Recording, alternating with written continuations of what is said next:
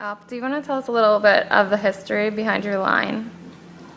That's a general question. I have a couple of different lines that we call Jekyll and Hyde. We have our Turkish history, the Ottoman Empire jewelry, which we do it our way, and we have got the Hyde collection, which is about our personal taste, which is basically start with skulls, and then spiders came in, and then the snakes came in, the bats came in, and then I had a passion about tattoos. Then I started a new collection called Jeweled Ink. And now basically for the last 6 months I've been adding different topics to the Jeweled Ink. This is basically how it went, but whichever you want. To start with, I was born in Turkey and came to the United States 2 years ago and opened a shop. Before then I was coming to the jewelry shows and spending 10 days and then leaving back to Turkey. But because of my business, because of the shows I made all over the world, I had time to travel and see a lot of different places. But the reason I wanted to open the business, the US part of the business in New York, was that I thought this was a good fit for me to learn from people, learn from the crowd. Each individual, I would say, because they are so unique, they have their own style, and being in Soho, I think, was a great choice also. That's a choice that I didn't make. I'm a smoker, so I smoke a lot of cigarettes during the day, and I spend time, because you cannot smoke inside, I spend time in front of the window watching people. And they're so unique, each of them. That gives you the courage to think as you want to think, you know?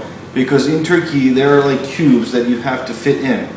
And here, nobody gives a shit about who you are or what you do. So you have to be so good so that they can recognize what you do. So it was, you can think free and execute free if you have got enough power to invest to yourself. That wherever you go, when you see my work, you will know it's me. So I want to have those kind of clients to have their own unique style. Right. I don't care about celebrities at all. Okay. But they can be my friends, I can be their friends if they are like real people. Yeah. Okay. Which line is my favorite? My favorite line is the bestseller line, basically. To tell you the truth. Whichever sells the most is my favorite. But while I was making them, the most thing that I was so happy doing it was the Jeweled Ink collection, which started with dragons. They are basically dragon tattoos from the eastern part of the world. There are two types of dragons, eastern and western. I don't know if you know the difference. And there I start with a lot of dragons and their wings. Basically the bodies were, I finished them with white diamonds, and the wings of the dragons were rubies. And then it went like, and then I made tribal tattoo bands, and then I came to the tribal flames, and then we had an argument with Erin. Erin is the lady who is responsible about our everything, I can say, like marketing, sales,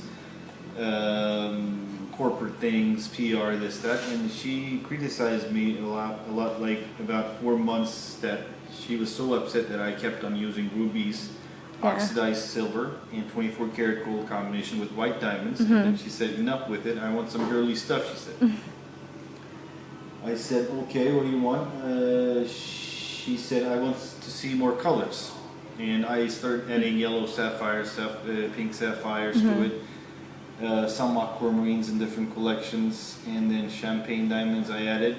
And now, the last part of the Jeweled Ink, actually it's not a part of Jeweled Ink, this is something, the finish of the new collection is looking like the Jeweled Ink, but it is called the Fairy, which is basically the wings that I made in again oxidized silver, 24 karat gold, still wild but has got feminine side to it also. Yeah. And